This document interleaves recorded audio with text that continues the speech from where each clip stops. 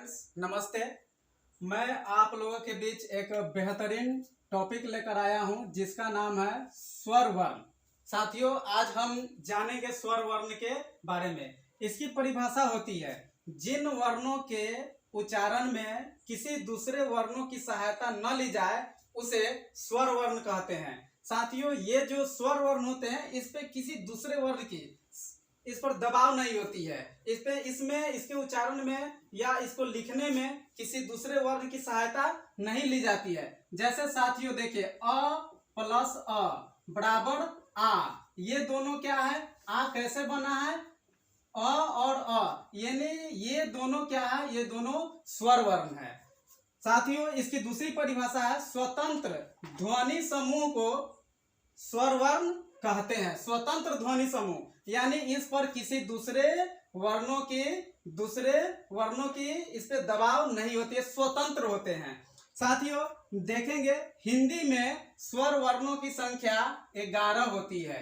हिंदी में स्वर वर्णों की संख्या कितनी होती है? 11 होती है। अ, आ, छोटी ई, बड़ी ई, छोटा ऊ, बड़ा ऊ, छोटी री, ए, ऐ, ओ और औ।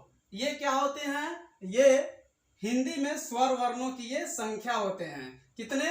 11। साथियों, इसके बाद हम देखेंगे कि कुल स्वरों की संख्या कितनी होती है। तो कुल स्वरों की संख्या 13 होती है। कुल स्वरों की संख्या 13 होती है। ये कैसे? इसमें कोई भी भाषा का इसमें बंधन नहीं है। कुल स्वर जब कह रहा है तो यहाँ हिंदी और संस्कृत इन दोनों भाषाओं के स्वर क्या हो जाते हैं? मिल जाते हैं। और क्या मिलते हैं? संस्कृत में ये सारे स्वर है 11। ये जो 11 हिंदी के हैं पूरे संस्कृत में है। इसमें ऐड क्या हो जाते हैं? बड़ी री और ली, ये दोनों इसमें जाकर क्या हो जाता है? ऐड हो जाते हैं। तो साथियों कितने हिंदी में कितने हैं? 11 है। और संस्कृत के ये 2 और ऐड हो जाते हैं यानी कि 2, तो ये क्या हुआ? 13। यानी संस्कृत में कुल स्वर वर्णों की संख्या कितनी होती है?